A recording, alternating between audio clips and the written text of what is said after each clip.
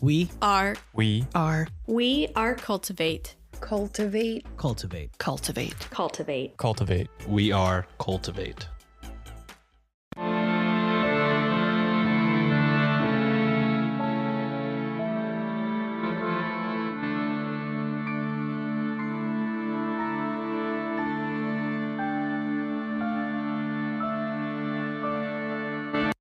Hello and welcome to Ye Olde Crime, where we discuss the funny, strange, and obscure crimes of yesteryear.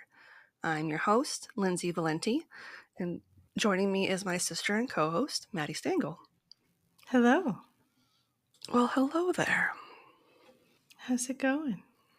It's going. It's been a hot minute. It's been a hot minute. We have a few things in the cubby, nothing bad. I don't remember what the name is of like the whatever kudos corner or whatever we called it. If anybody finds out what that was called in that one episode, please let us know, because I don't remember and don't. We felt really good about it too. I remember we were really happy with the name that we came up with, only to forget about it completely. Yeah, and then I didn't write it down anywhere, because why would I do that? Yeah. So anyway, there is a TeePublic sale this month. I missed the first couple just because we had guest episodes. But you can get 35% off April 23rd through the 27th. We need to thank our Buy Me a Coffee sustainers, Charlie, Elizabeth, Sarah, Cheryl, and Mariam. So thank you for supporting the show. Absolutely. Thank you guys so much. And we actually have a new merch vendor, which is Dashery. They, I think, are sort of replacing TeePublic. I got an email from them a while ago and have moved over our store. So if you go on our website and in our show notes, oh crap, did I change our show notes? I'll change our show notes so that it links to... So it's the right link? So it's the right link. Hey, it's been I a get month. it. So I get it. I will get to it eventually. You can still buy things on our TeePublic shop. Just know that Dashery is the new venue for our merch. And the nice thing about it is we will get more of a kickback from sales than we have currently been on TeePublic. So that'll be nice, is that we will actually get more of a profit from when people actually purchase merchandise from us. So that'll be very nice. That's all I got for the things. Mm-hmm. So let's jump into what we're going to be talking about this week. Let's do it.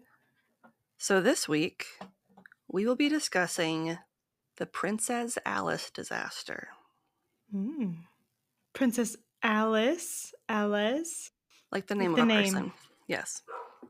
Information was pulled from the following sources: a 2021 Jerry Walton blog post, 2021 Prisoners of Eternity blog post, 2021 Royal Museum's Greenwich article by Stawell Hurd, 2020 The British Newspaper Archive article by Rose Stavely Wadham, 2020 Londonist article by Angela Jean Young, 2020 The Ministry of History blog post, 2019 Greenwich Industrial History post by Fred Bishop, 2019 Songs from the Age of Steam, 2018 BBC News article by Alice Evans, 2014 East London History article by Malcolm Oakley, Bow Creek to Anatahan article, Layers of London article by Margaret Chan, London Remembers, a Medium post by Rael Gillel, Military History Fandom article, and Wikipedia.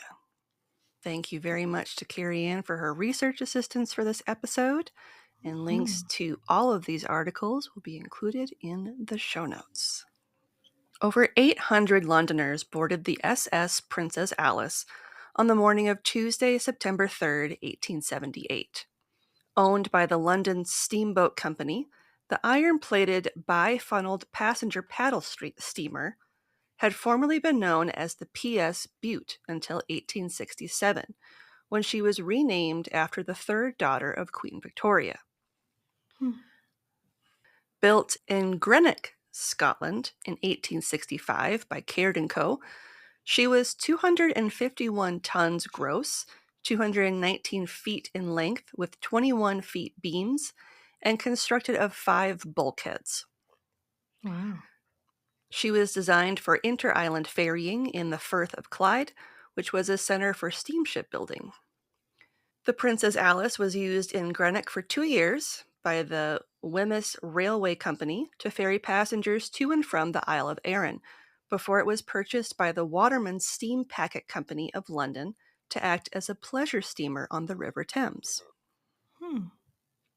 In 1878, the Princess Alice was purchased by the London Steamboat Company, and her captain was 47-year-old William Robert Hatridge Grinstead, who had over 20 years of experience on the Thames. Licensed to carry 936 passengers in sheltered passages, she had just 2 lifeboats and 12 life buoys, which was regulation at that time. That's also incredibly only 2. You can have 930 some people and only 2 lifeboats, which could maybe seat 6 people I don't know. I didn't each. see how big the lifeboats were, and then to I only have can't like imagine. 12 buoys that you could throw into the That's water. insane. That's insane. Like, Well, and girl, it was on a river, so I'm sure they didn't I'm sure it would have been different if this was ocean bound on the or ocean, but still. she was also a steam paddle ship, so Yeah. she wasn't really designed for sea travel. Anyway, in addition to deck seating, the Princess Alice had a large covered saloon in the middle of the ship, or Of course. amidships. Nice. For her daily route, the Princess Alice disembarked at 11 a.m. from Swan Pier near London Bridge, before heading to Gravesend and Sheerness, Kent, before heading back again. Many would disembark at Gravesend to take in the famous Rosherville Gardens, which was home to a theater, museum, circular platform for dancing, and a bear pit. Sorry, what? A bear pit.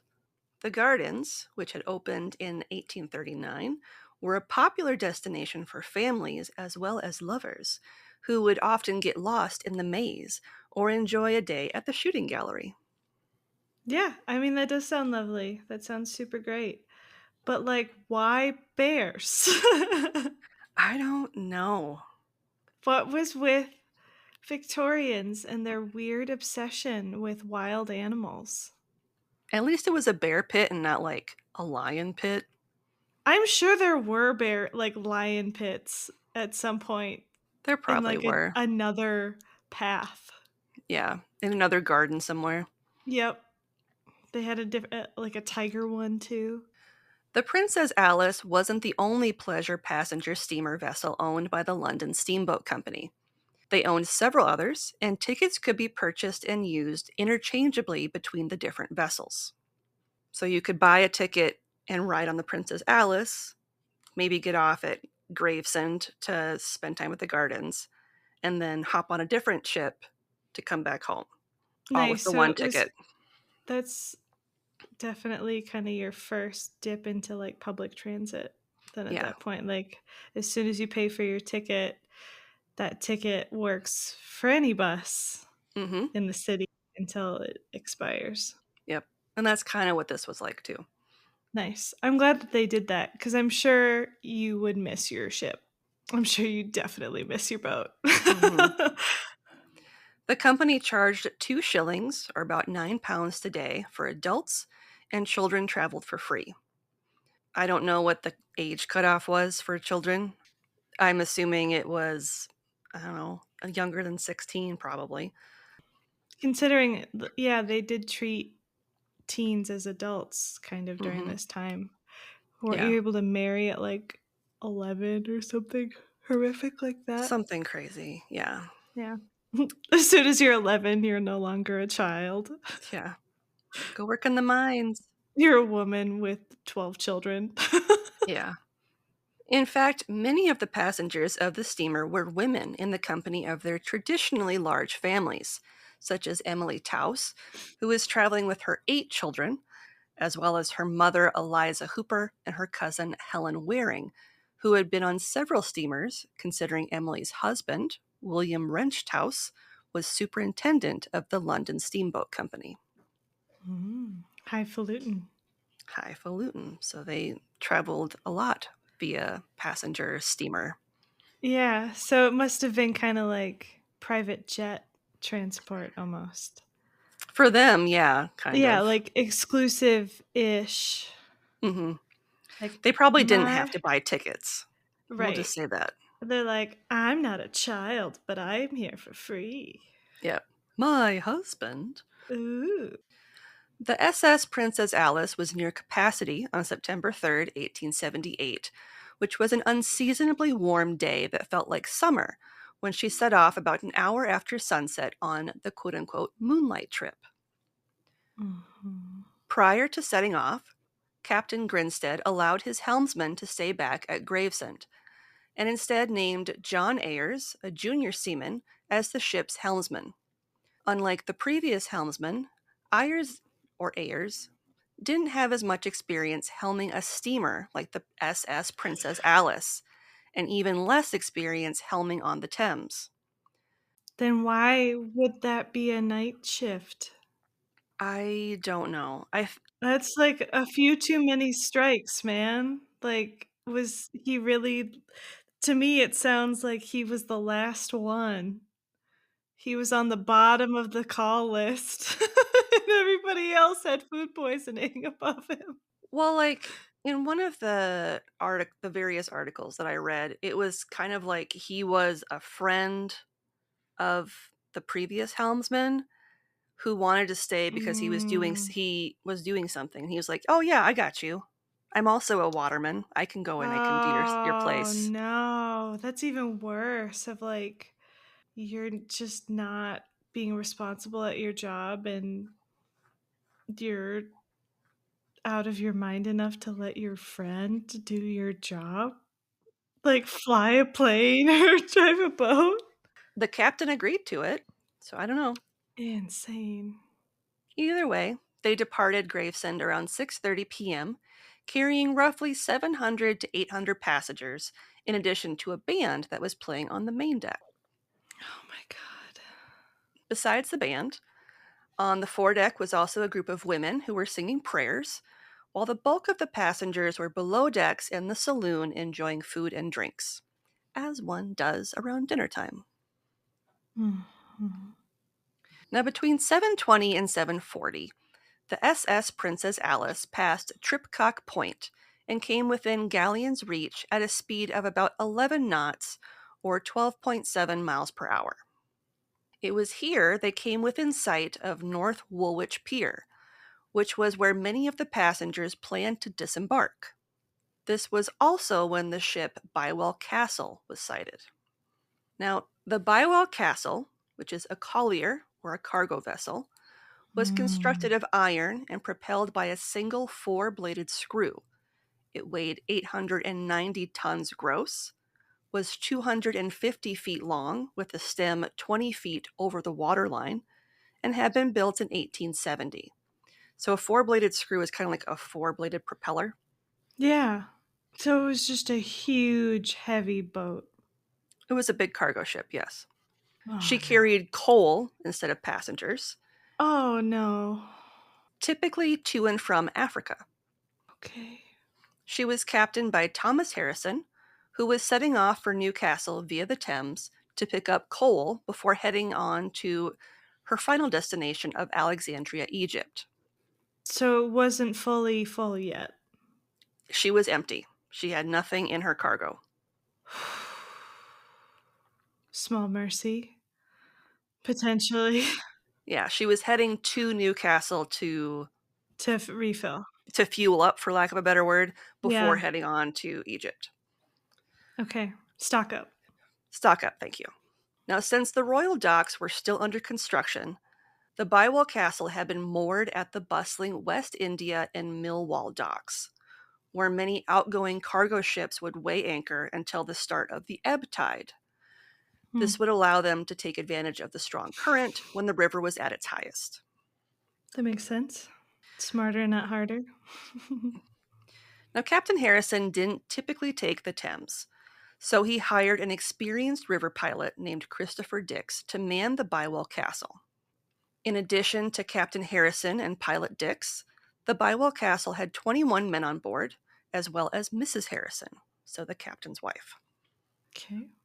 The Bywell Castle left Millwall Basin at 6:30 p.m. and traveled down the middle of the river at a speed of about 5 knots, or around 6 miles per hour, only moving to the side when another vessel got in her way.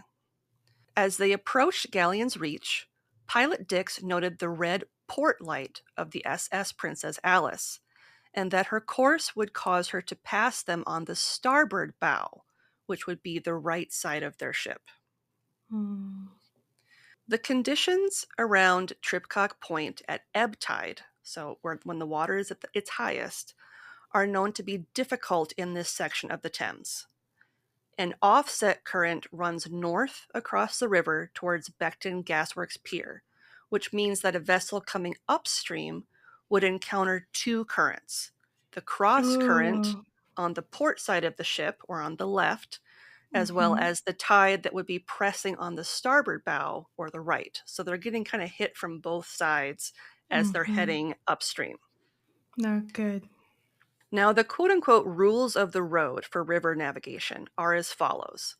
A craft either passes red light red, or port to port, or green light to green, which is starboard to starboard. So because the Princess Alice had a red light, they would need to be passing on the port side. Left side. Yes. And they're currently on their right side. And they're currently on the starboard side. Great. Captain Grinstead was traveling against the tide, so he was traveling with the two currents facing him, and held to the standard waterman's practice of sticking to the slack water on the south side of the river. But he altered course and brought the SS Princess Alice diagonally into the path of the Bywell Castle. Why? Was it like too late, and so he's just trying to overcompensate? It was almost like he was like he realized, oh, I'm on the wrong side of the river. I need to be on the other side of this ship. So he's trying to he's overcorrecting. He's trying to correct it before he reaches them. Yes. Upon discovering that a collision was imminent, Captain Grinstead, so the captain of the Princess Alice, called out to the Bywell Castle, "Hi, hi, hi, where are you coming to?" Like, what direction are you? Yeah, like, where are you going? Yeah. Pilot Dix immediately ordered the engines to be put into reverse full speed as he attempted to maneuver his larger vessel away from the passenger steamer. Unfortunately, his orders came too late, and the Bywell Castle, which was 4 times the size of the pleasure steamer, struck the Princess Alice on the starboard side in front of her paddle box at 7:40 p.m. Oh, no. The force of the impact caused the Bywell to slice through 14 feet of the Princess Alice, which flooded the engine room. In less than 5 minutes, the Princess Alice split into 2 pieces, with the fore and the aft rising into the air before she quickly sank into the murky waters of the Thames. Oh, that's so sad. And that would have happened so fast. 5 like minutes. You wouldn't be able to react. No. There's no time. Quote, women and children rent the air with their screams and agonized shrieks. The big iron steamer that towered aloft like some huge monster drew back from the blow she had struck, and as she did so, the water rushed in, and the Princess Alice began not only perceptibly but rapidly to settle into the deep channel of the river. The tide was ebbing fast in at about 24 feet of water. Imagination can more readily picture than pen describe the awful consternation on board the doomed boat. Little or nothing was available in the way of help.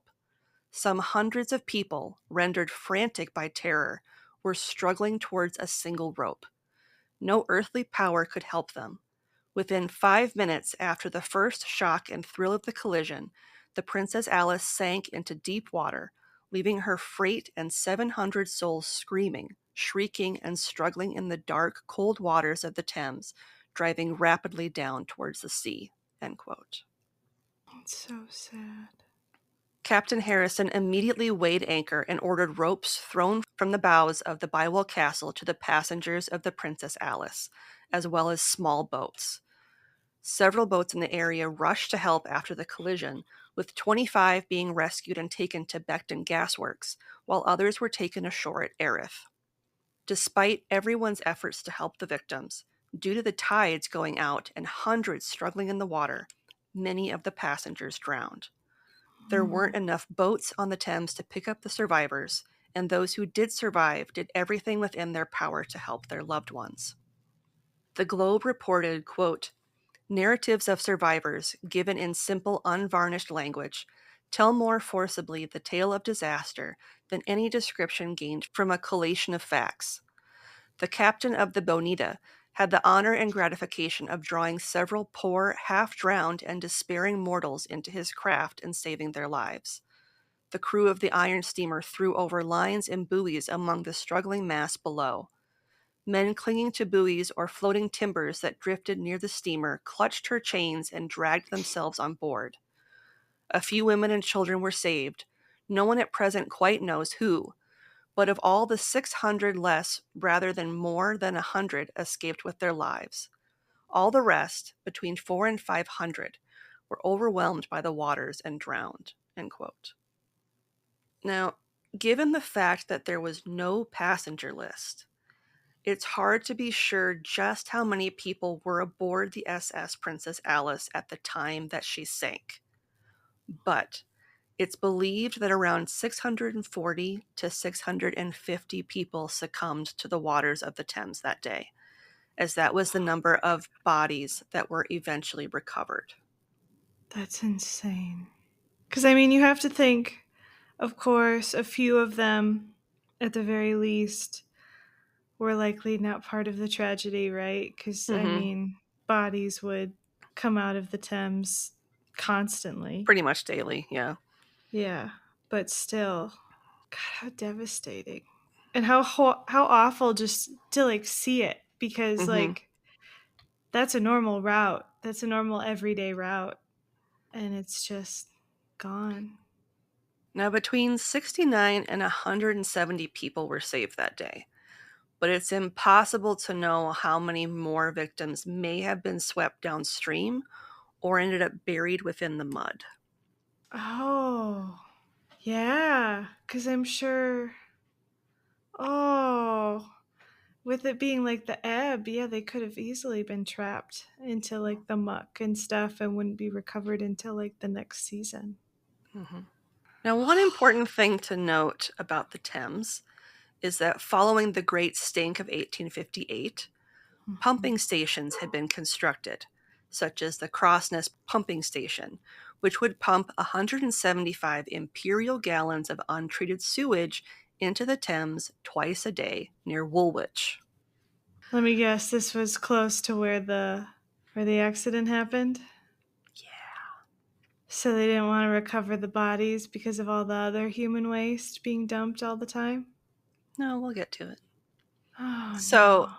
a chemist noted of the Thames conditions, quote, "At high water, twice in 24 hours, the floodgates of the outfalls are opened, when there is projected into the river 2 continuous columns of decomposed, fermenting sewage, hissing like soda water, with baneful gases so black that the water is stained for miles, and discharging a corrupt, charnel house odor that will be remembered by all who have passed through it on these summer excursions as being peculiarly depressing and sickening." End quote. Yeah. I bet it was nothing short of horrific. So at the time that the passengers of the Princess Alice fell into the Thames, they ingested lungfuls of water that an hour previously had been pumped full of gallons of sewage oil, and petroleum from the nearby Crossness and Barking pumping stations. Great. This caused over 100 of the survivors to be plagued with cases of bronchitis and pneumonia from ingesting the tainted water, which would go on to increase the death toll by 16 over the ensuing days and weeks. Awful. Another thing to note is that swimming wasn't a common leisure pursuit for the working class, so many people didn't actually know how to swim. Of course not. Of course not. In fact, only 6 survivors were able to swim ashore under their own volition. Add to this the fact that many of the women aboard were dressed in velvet dresses and heavy petticoats. Many of them quickly sank while clutching their children. Yeah. Children who wouldn't have the right instincts either. No. And given that it was an ebb tide, passengers also had to fight against the current, with many getting carried downstream. The lower Thames, because it's tidal, was also extremely cold, which would have put anyone with extended exposure to the water at risk of hypothermia. So they were all just kind of doomed to die, even if they survived initially. Yeah, because this is at like 7:40 at night. Mm-hmm. Which, to my next point, we have to also remember that at the time of the incident, it was dark, and with few lights available, any sort of rescue operation was almost impossible, even amidst all the screams that could be heard from the water, which ceased after about 10 minutes. Yeah. Meanwhile, at Roth's Pier in Woolwich, those waiting for the Princess Alice to arrive to reunite with their loved ones began to anxiously wait outside the steamboat company offices. And it wasn't long before policemen and watermen started to arrive, many bearing with them the corpses of children. Great. Just what you want to see when you're waiting to pick up your spouse from a routine boat ride. Yep. Or your family. Mm-hmm. Understandably, news of the accident spread quickly throughout London, and people were shocked and horrified to learn just how many people were missing and presumed dead. As reporters swarmed the wharf, it quickly became apparent that there were more victims than survivors of this tragedy. Yeah. In an effort to account for all the missing, the Thames was dragged, with bodies washing up on both banks between Limehouse and Erith, although a majority were found in the Woolwich area. The bodies that were found were brought to the Woolwich Dockyard Company offices, where they were momentarily laid down before being lifted from the stretchers for the large crowds to view. If a body was recognized, quote, the name was passed round from mouth to mouth, end quote, to note the identity of the deceased. Just awful. I can't imagine the chaos. The task of retrieving the bodies commenced over the next few days. Men, quote, dipped and probed the river with long boat hooks or Royal Humane Society drags, seeking to find the dead, end quote, between Barking Reach and Galleon's Reach. A diver that had been sent down to the wreckage on September 5th, so 2 days after the incident, noted that the cabins were full of hundreds of bodies that were still upright, grouped near the exits of the saloon in a vain attempt to escape.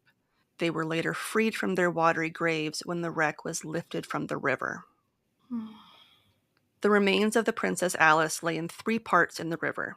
The first part of the ship was lifted early on the morning of September 7th and beached on Plumstead Marsh nearby, where police worked diligently to remove the bodies of the passengers who had been trapped on the lower deck. The police also had to guard the wreckage against sensation seekers. I bet. Especially in such a public place, too, it would have been, you know how Victorian folks loved their macabre trinkets and pieces of tragedy, so I'm sure it was a easy way for people to make a quick buck. Later that evening, the aft section of the ship was raised and beached alongside the bow. The body of Captain Grinstead wasn't recovered until 5 days after the tragedy off Woolwich Arsenal, Thames. Watermen were paid 5 shillings, or £22 today, for every body they were able to retrieve from the water. Wow. Bodies would continue to be discovered for weeks afterward, as far downstream as Greenheath and as far upstream as Fulham. Due to the pollution from the sewage, as well as the industrial output, the bodies pulled from the Thames were covered with a layer of slime that was hard to clean off. I bet. I can't imagine recovering anything from that river ever in history.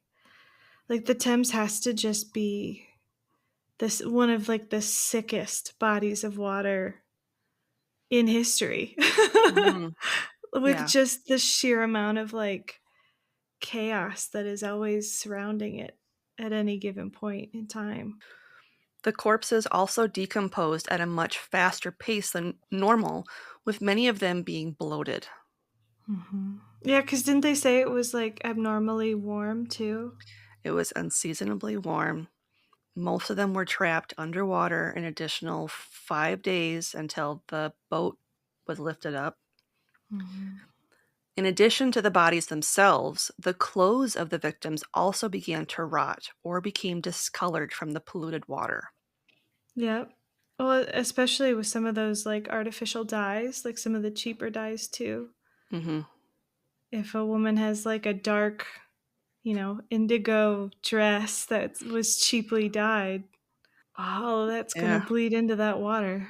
Hmm. On September 4th, so the day after the tragedy, 69-year-old Charles Carter, who was the coroner for West Kent, opened an inquest within his jurisdiction on September 16th. By this time, the bodies had been moved to the Woolwich Town Hall, where jurors came to view and examine the corpses. Meanwhile, in South Essex, Coroner Charles Lewis tried to have the bodies in his jurisdiction moved to Woolwich in an effort to have just one inquest into the tragedy, because he was on the opposite bank of the Thames. I mean, I do probably do the same of like, I really don't want to do this. Can this just be their problem and not mine? Well, and I think he just wanted to have all the bodies together because then it would be a quicker process of, It makes sense. It all makes sense. Like guiding everybody to one spot so they don't have to worry about crossing the river to identify. Because I'm yes. sure like that would be horrific having to do Hmm. it twice and like making the trek. Like just it makes sense to make it all in one place as opposed to divvying it up, but it is kind of funny of like I just don't want to do it. So we're gonna make the guy on the other side of the river be responsible. Unfortunately, the letter of the law stated that the deceased could not be moved until an inquest had been opened and adjourned. To circumvent this, Coroner Lewis opened an inquest to formally identify the victims, then adjourned the proceedings until Coroner Carter's case had been concluded some 10 weeks later, at which time he issued burial orders to have the victims under his charge transferred to Woolwich. A decent alternative. So he did his part, but he kind of wanted to wait to see what the official verdict Mhm. into the cause of death would be before he signed all the Started. death notices to send people over. Yeah. Now, the official verdict came back with the cause of death by misadventure. What? I know. That's so awful. Hmm. That's so awful. I would be so mad if I could you imagine you lose your whole family and they just said death by misadventure? They didn't purposefully jump in the Thames like, hey guys, this sounds Right. fun. It's just like, they did duels during this time. Do you want a million duels to be Yeah, triggered by this? Just a no bunch of kidding. angry living relatives with their gloves at the ready to God. smack the coroner. Now, of the inquests, the Tyrone Constitution noted, quote, the jury who inquired into the Princess Alice disaster have met at Woolwich to sign the verdicts. It was decided that the special verdict should apply only to 10 cases on which the inquiry was formally based, and that the remaining 518 cases before the jury a simple verdict of drowned should be returned. The coroner said there were still 60 or 80 bodies unrecovered. 4, recognized but not legally identified, would be registered as unknown.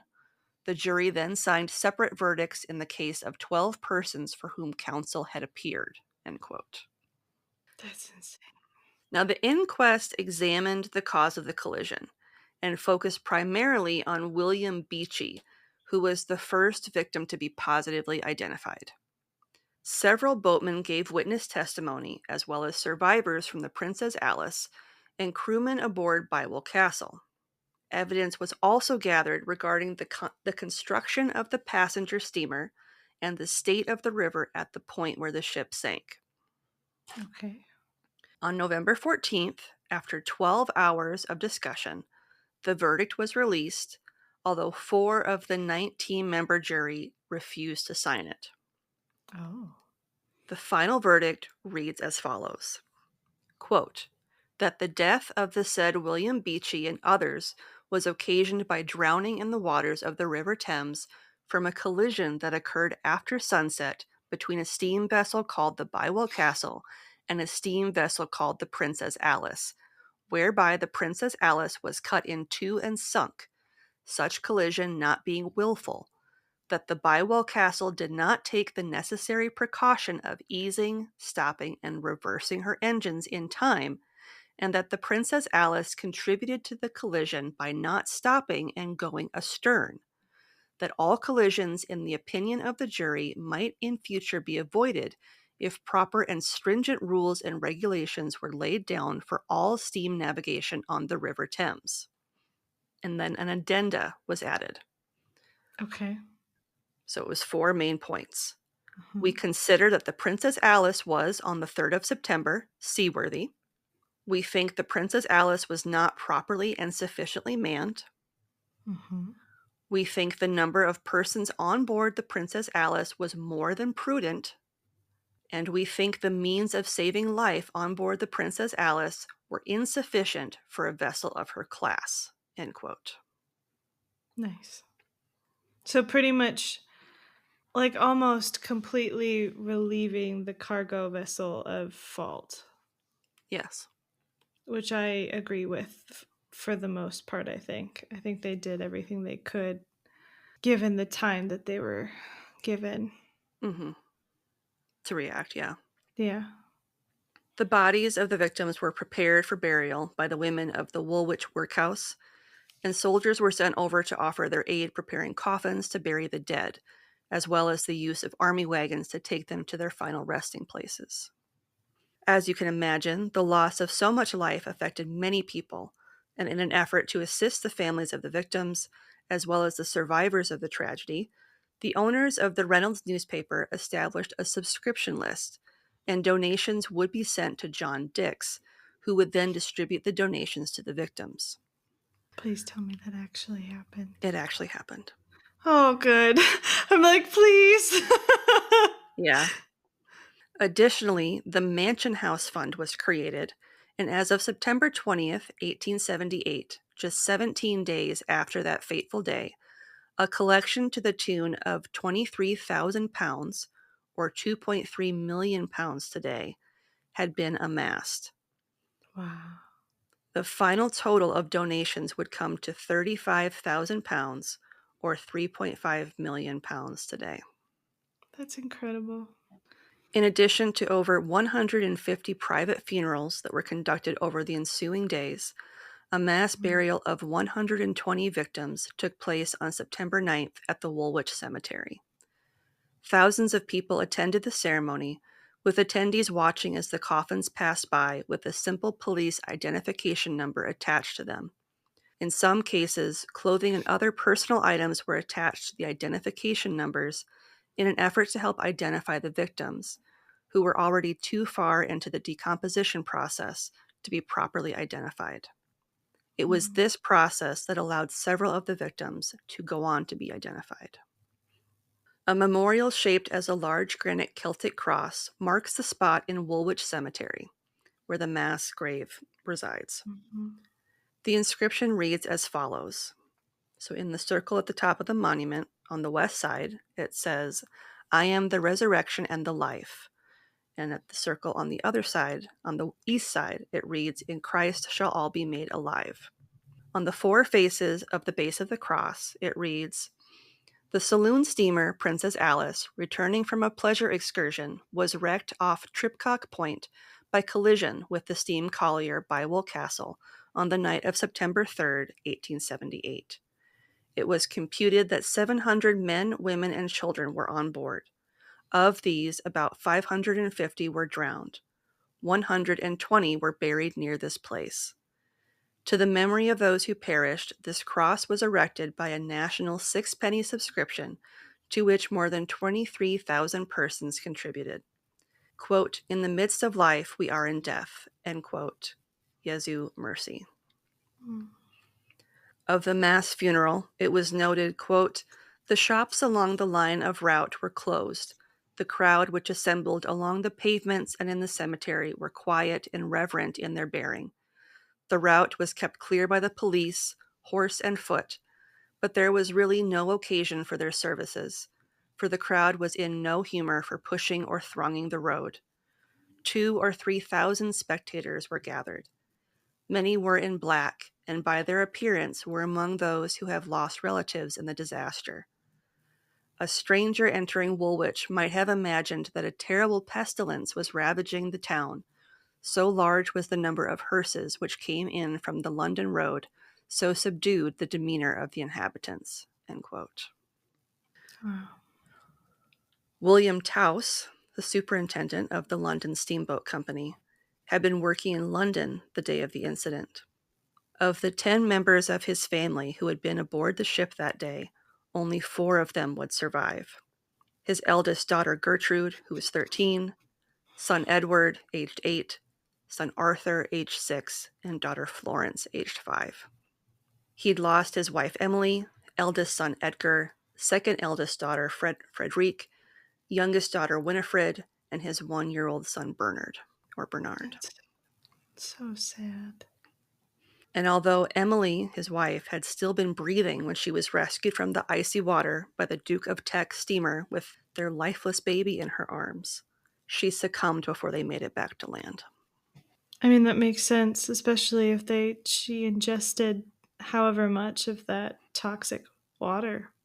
Well, and it was icy cold, so she could have also passed from Mhm. hypothermia as well. She could have died from literal shock. Mm-hmm. In addition to determining the cause of death, the coroner's journey had to determine if the accident was willful or not. At the time, they were locked up all night before reaching a verdict of not willful. They agreed that the incident was the result of both vessels not stopping and reversing their engines in time to prevent a collision. At the same time that the coroner's inquest was being held, a board of trade inquiry was also being conducted. Yeah, that makes sense because the other vessel was a cargo ship. Now, on October 14th, 1878, charges were brought against Captain Harrison of the Bywell Castle, 2 crew members of the Bywell Castle, as well as the first mate of the SS Princess Alice. All of the men had their licenses suspended throughout the proceedings. The case was tried before the Thames magistrate, Mr. John Balgi, as well as 3 naval assessors. Okay. Pilot Dix of the Bywell Castle gave testimony, which read as follows. Quote, on quitting the docks, I was on the upper bridge along with Captain Harrison. The order was given to go at half speed. I saw over Tripcock Point the red and masthead light of the Princess Alice. At that time, I did not alter my helm. I did not do so until the Princess Alice came straight ahead, with her lights in the center of the reach. When the 2 ships were end on, I ported a little, and at that time the red light of the Princess Alice was on our port bow. Of that I am quite clear. As we got towards each other, I stopped our engines. That brought the red light of the Princess Alice a little broader on our port bow. She did not alter her lights, but she came a little nearer to us and put her helm a starboard. I stopped the Bywell Castle and put the held hard a port. The Princess Alice then appeared to be straightening up the reach. We were about the upper end of the Castalia when I ordered the engines to be stopped. That order was given to the captain, and I saw him carry it out. The orders ease her, stop her, hard a port were given at the same time.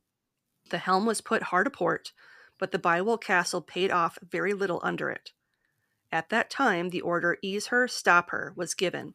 The speed of the Bywell Castle was 4 or 5 knots, and at that time the two vessels were from 100 to 200 yards from each other. That's so scary. That's so scary. I can't. Yeah. Oh, man. You're just like, I'm sorry, what? And then it happens.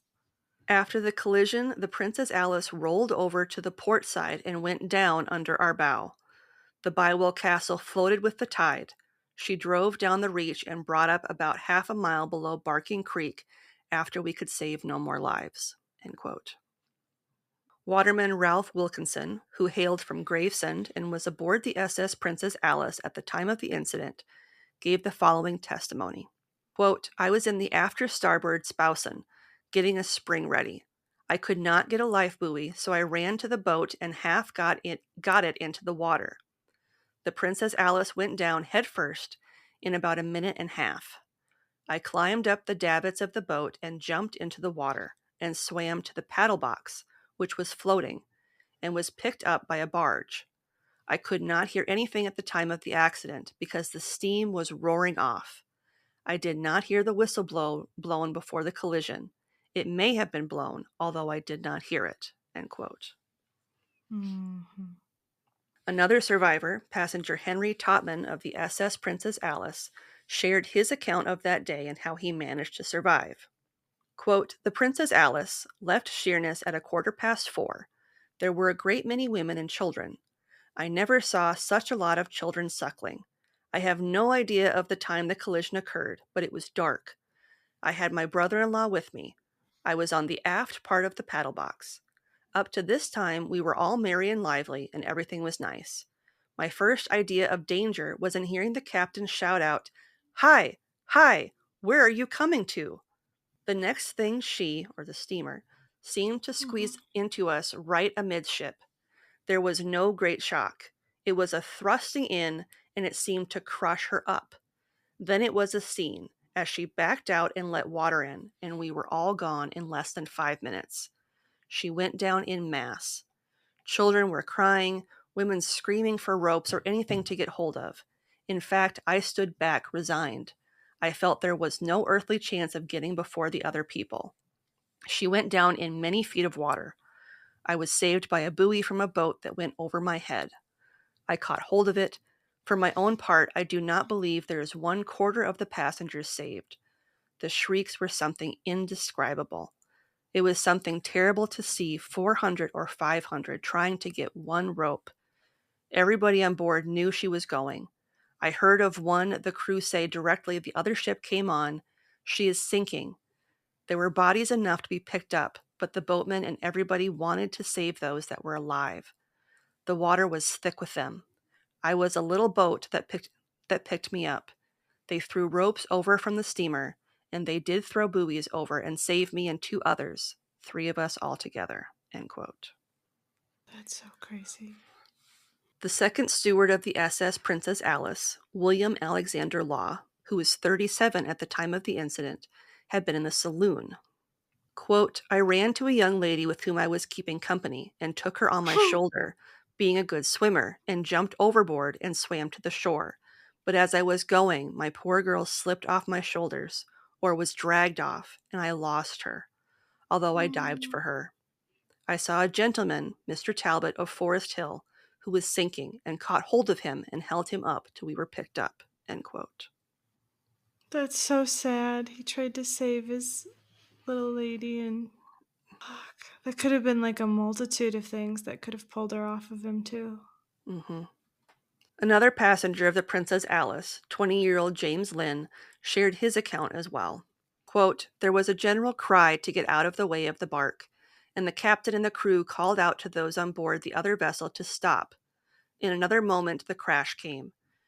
They came right into us, striking us just beside the paddle box, and nearly cut the vessel in halves. I then attempted to find my mother and aunt, not thinking the damage was so much as it really was, but I soon found all was over with us. Attempting to save myself, therefore, I caught hold of the chains of the other vessel, but was knocked off in the great crush. I, however, again attempted, and this time managed to climb up the side of the paddle box of our boat, and caught hold of the rail. No sooner had I done this, however, than she went down. I cannot swim very much, but I had the presence of mind to strike out a little, and thereby kept myself up, until I got hold of a piece of wood. After that, I got hold of a form, and floated down the stream towards the screw. I then call out for a rope, which was held out to me after I had been in the water some 3 or 4 minutes. End quote. 4 minutes in that cold water, too, would have been torture. The Board of Trade would go on to determine on November 6, 1878, that the SS Princess Alice had breached Rule 29, Section D of the Board of Trade Regulations and the regulations of the Thames Conservancy Board, 1872. These stated that if two ships are heading towards each other, they should pass on the port side of each other, or in layman's terms, on the left. It was concluded that because the SS Princess Alice did not observe this rule, she and Captain Harrison were at fault, and Bywell Castle was noted as being unable to avoid the collision. I agree with that. Captain Harrison would later be cleared of blame and have his license reinstated, although he would never again captain a ship out to sea. I probably shouldn't. Yeah. I mean, I would be too scarred to be able to do it. yeah, like why would you? It like Yeah. even if in the grand scheme of things, like why deep down would you allow yourself to just be traumatized day after day? Mm-hmm. You're just torturing yourself. The Board of Trade Committee made several recommendations, such as reopening the Thames steamer business, but only to experienced merchant seamen. Good. This would reduce the number of hulks and laid-up vessels obstructing the waterway near Tripcock Point. It also noted that vessels upstream of Gravesend should keep to the starboard shore and only pass one another port side to port side, which had been the sea practice since 1873. It was also noted at the inquest that the Princess Alice was designed to only hold around 400 passengers, even though previously she had been approved to hold 936. That's crazy. That's crazy in Mm-hmm. reducing that. Yep. However, since children didn't require tickets and were thus not counted during the time of boarding, it's estimated that the number of passengers on board that fateful night was actually around double that which was supposed to be on board. It's awful. So, like, now I want to know when did they start physically counting children? I don't know. You know, like when did that go, "Oh, hey, Yeah. maybe we should account for their weight." Mm-hmm. There's no real way to know for sure, and that's why the numbers vary so much. The memorial to the tragedy notes the number of dead as 550. Meanwhile, 544 death inquests were held in Woolwich, while another 46 were held somewhere in London. Some estimates put the total over 600, while the River Police Museum puts the number at roughly 640. We do know that the bulk of those lives lost were children, many of them infants. One estimate puts the number of children on board that fateful night as more than 200, with more than 150 of those children drowning. In many of the cases, entire families were lost or deeply affected. People lost spouses, children, parents, or died not long after from exposure to the elements and the various poisons that polluted the Thames. Another reason for the lack of proper documentation is as a result of the social backgrounds of the victims, who were primarily lower middle class. Mm-hmm. Victims enjoyed trades as tailors, trimmers, tobacconists, law clerks, schoolmasters, dentists, surgeons, soldiers, off-duty policemen, or served as butlers, governesses, domestics, and nursemaids. Yeah, so really kind of everybody. Genuine all walks of life on that boat during Mm-hmm. that time. The Bywell Castle would go on to resume voyages to and from the eastern Mediterranean, but her final voyage would be on January 15th, 1883, when she left Alexandria, Egypt, with a cargo full of cottonseed bound for Hull. She allegedly became lost along with her crew somewhere in the Bay of Biscay, and to this day has never been found. That's weird. It's kind of creepy. Like how does something that large just like Disappear? Yeah. poof into out of existence? Following the Princess Alice incident, the London Steamboat Company would never financially recover, and the company would end up folding just 10 years later in 1888 because people didn't trust it Yeah, anymore, that makes and sense. people weren't willing to take the risk. No. Nope, it's not worth it. Many songs would go on to be written about the Princess Alice disaster, such as that of Loss of the Princess Alice, which reads as follows. Quote, so sad a disaster ne'er has been told, as that which I now have just to unfold. The Thames was the scene of this dreadful sight, where hundreds were drowning, for dear life did fight. So appalling her tale the papers they tell, of 600 souls who from life have now fell. May God in his mercy look down, I pray, on the poor creatures who died in so fearful a way. 600 poor souls whom no one could save, died in the depths of the Thames, a watery grave, while those who were saved had all cause to mourn the loss of the dear ones who are dead and gone. The history of this sad tale I'll relate, showing how dreadful this unlooked-for fate. A vessel, the Princess Alice by name, a large saloon steamer and well known to fame, on her return journey from Southend to Sheerness, was run into and sunk in 5 minutes or less by a large iron screw collier, Bywell Castle, they say, that was going down the river that fateful day. 'Twas on Tuesday evening, September the 3rd, from Rotherhithe Pier the Princess Alice steered. All hearts were light on that fatal day, not a thought of danger on the way. About 8 o'clock on that fateful night, with a fearful crash, all was affright. Run down were they just off Essex shore, hundreds sunk in the deep to rise no more. The captain was seen at his post on the deck, directly before this calamitous wreck, shouting directions his vessel to save, but alas, all is ended in a watery grave. Excitement is raging in Woolwich, they say, where scores of the bodies lie in terrible array. May God help all those who suffered such pain, and may we ne'er have such another disaster again. Can anyone fancy so dreadful a scene? Hundreds of people in agony seen, no one to save them, so close to home, shrieking for help, nothing can be done. Fathers, mothers, and children on a holiday trip have enjoyed themselves the day they've made slip. Homeward on board this vessel they came, only to suffer, poor souls, both grief and pain. End quote. Damn. Positive changes did come out of this tragedy. Mm-hmm.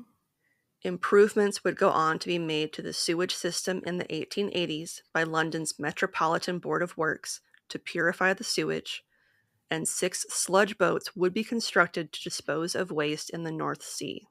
So they wouldn't just get dumped into the Thames anymore. Good. Another improvement was the requirement of steam launches for the Marine Police Force, which numbered 8 total by 1898. So essentially, up until that point, the police only had rowboats. So it took them a long time to get to the scene of the disaster when they learned about it because they had to row there. So Yeah. after this, they were like, we are going to outfit the Marine Police Force with their own smaller steam vessels so they can get to collisions like this quicker in the future. Nice. So is this kind of like the beginnings of the Coast Guard, essentially? Mm-hmm. Nice. Emergency signaling lights on boats would be adopted across the globe, and the Royal Albert Dock would open in 1880, which helped separate heavy goods traffic from smaller boats. So essentially, cargo ships would not be able to be in the same waters as smaller pleasure ships. And lastly, to date, the SS Princess Alice disaster remains the greatest peacetime loss of life and worst inland waterway tragedy in Britain's history. It sounds like it. It sounds just horrific. Doesn't matter when it happened. Like that's crazy. Like everybody's gone in 10 minutes. And that's the Princess Alice disaster. I hated it. Thank you so much. You're welcome. I You're hated welcome. it so much. It just reinforced my fears of water travel. And like steamboats. Yeah.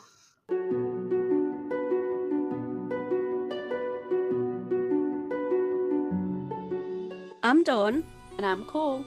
And Scottish Murders is a true crime podcast dedicated to people from or living in Scotland. Just like anywhere else in the world, these murders can be truly horrific and shocking, and we want to shine more light upon them. Join us every 2 weeks on Scottish Murders, where we'll bring you cases both solved and unsolved, giving you an insight into the other side of bonnie Scotland. Find us wherever you stream your podcasts, as well as on social media. Join us there. Bye.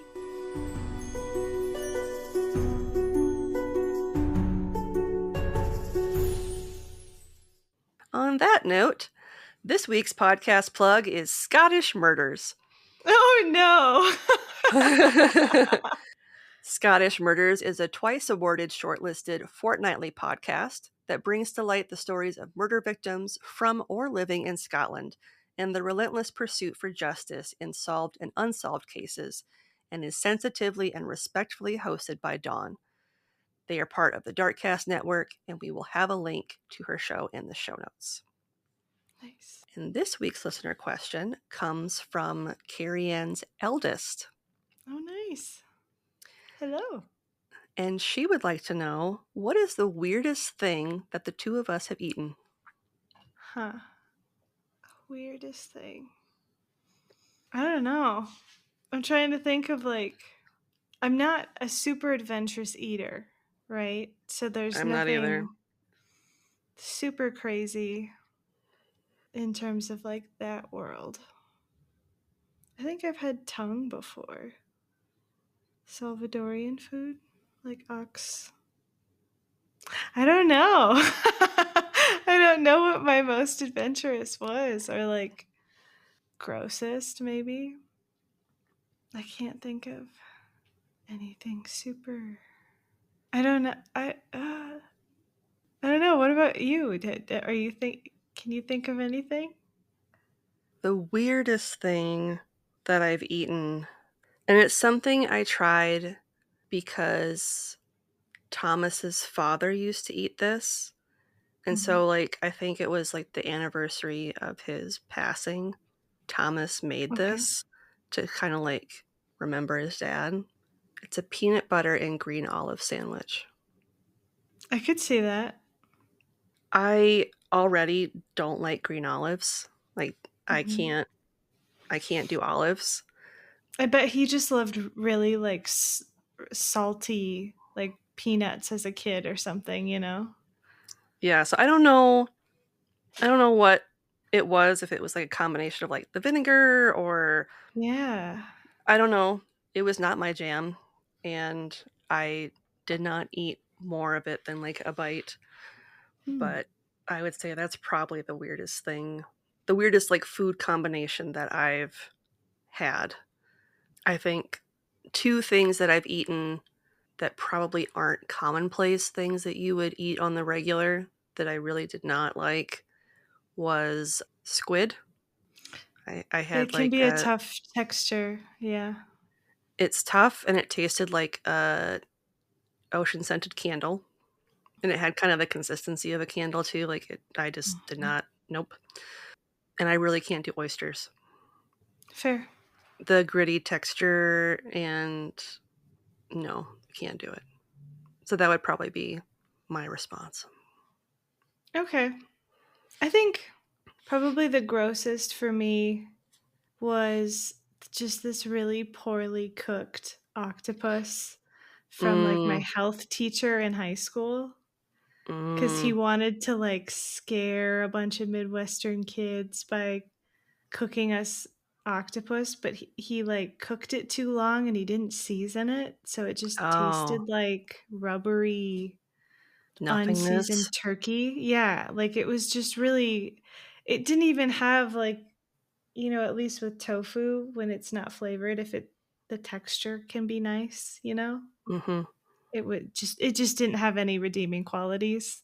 So I was actually upset with him because I didn't try octopus again for a lot longer after trying that, because I thought, oh, I don't like it.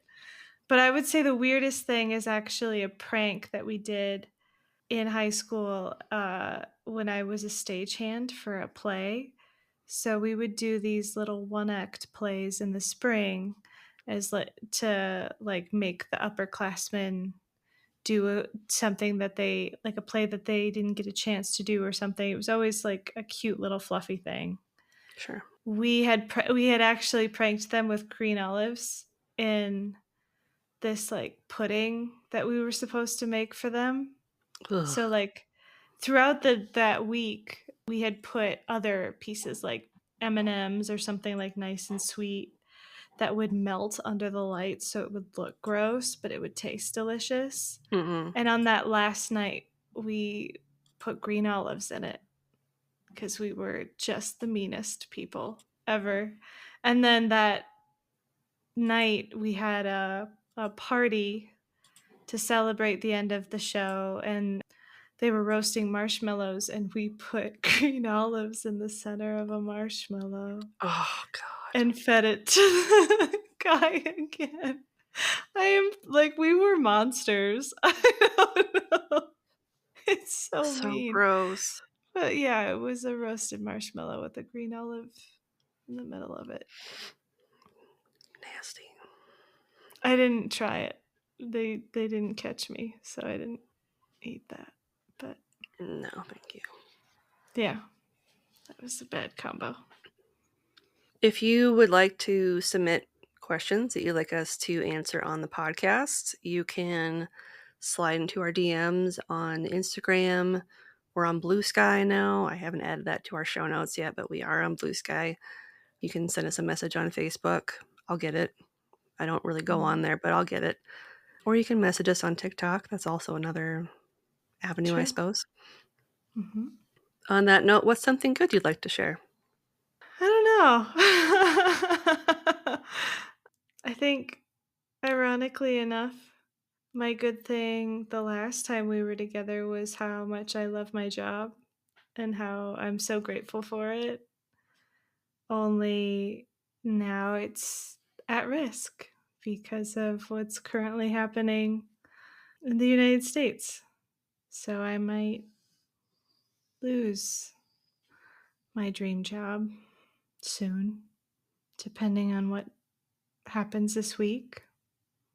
So I guess in lieu of that, my good thing is still my job. The ability to log on and do good work, meaningful work. And I'm going to keep doing it until they ask me to leave, whether they want to or not. So, yeah, my good thing is that I still have my dream job for this week at least. Mm-hmm. What about you? My good thing is on Sunday, I took my eldest to get her prom dress altered. It needed to be hemmed, I guess, for lack of, it wasn't hemmed, but it was too long. Yeah. And it has like this like ruching in the bodice part of it, like the middle part. So the seamstress we went to was able to kind of tuck it underneath in a way where you couldn't tell that it had been altered. It just seemed like it was part of the dress. And she got it done in like a half hour. So it was like done That's super so quickly. Nice. It was like $20. And awesome. I'm just glad that that is off our plate as far as things to stress about. Yeah. So now all I have to stress about is buying the tickets for her to go to prom. Cute. Is she happy with it? Yeah, she's really happy with it. It's a little bustier than I am really comfortable Always with. is. Always is. But what's the color? It's like navy blue. Pretty. It's really pretty. So it's a halter dress. And like I said, it's got like the ruched body and then like a really like flowy skirt. So nice. Full length, no slits. So she's not showing any leg. Bonus. So yeah, I'll just make sure to tape the girls in place so she doesn't have any accidents and she'll be fine. So I think she'll have a good time because she's going with friends. Nice. All right, shall we? Let's do it. We wouldn't be here without support from listeners like you. If you're interested in supporting us financially, you can leave a one-time or monthly donation over on Buy Me a Coffee or our Venmo page. Links are in the show notes. And we make a point of reaching out to send you a thank you note and stickers to show our appreciation. Want to show your support in a more concrete way? Pick up some Yield Crime merch over at our TeePublic shop. We shout out whenever there is a sale each month, and we work to make sure we're creating new designs and changing it up whenever possible. And hey, thanks for listening. If you love the show, the best way to support us is to leave a 5-star rating and review on Apple Podcasts, Podchaser, Good Pods, CastBox, Podcast Addict, and or Audible. Links to all of these are in our show notes, or if you're already listening on one of these platforms, you know what to do. Oh, and while you're at it, shoot us a question you'd like to hear us answer on the pod. We'll give you a special shout out and address your burning questions all at the same time. The weirder, the better. Submit them via link in our show notes or shoot them to us in our DMs. We love to hear from you, and there's a couple of ways you can reach out to us. You can email us at yeoldecrimepodcast@gmail.com, where you can send us story ideas, share any spooky stories you may have, fun gifts, or even just to say hello. You can also reach out to us via snail mail. Remember mail? Our mailing address is Yield Crime Podcast, P.O. Box 341, Wyoming, Minnesota 55092. Fun fact, we like to send out thank you cards with fun stickers you can't get at our shop, so it's worth the cost of a stamp. Want to be social with us? You can see pics from this week's episode, bonus content, and funny memes on X at Ye Olde Crime Pod, or on Facebook, Instagram, Threads, TikTok, and YouTube at Ye Olde Crime Podcast. Speaking of YouTube, we have a special playlist just for our Can You Crack the Cramp Word segments with our guest podcasters to see who can correctly guess the meaning of some obscure Victorian slang terms. If that's your thing, check it out. And on that note, as always, I'm Lindsay. And I'm Madison. And we'll see you next time with another tale as old as crime.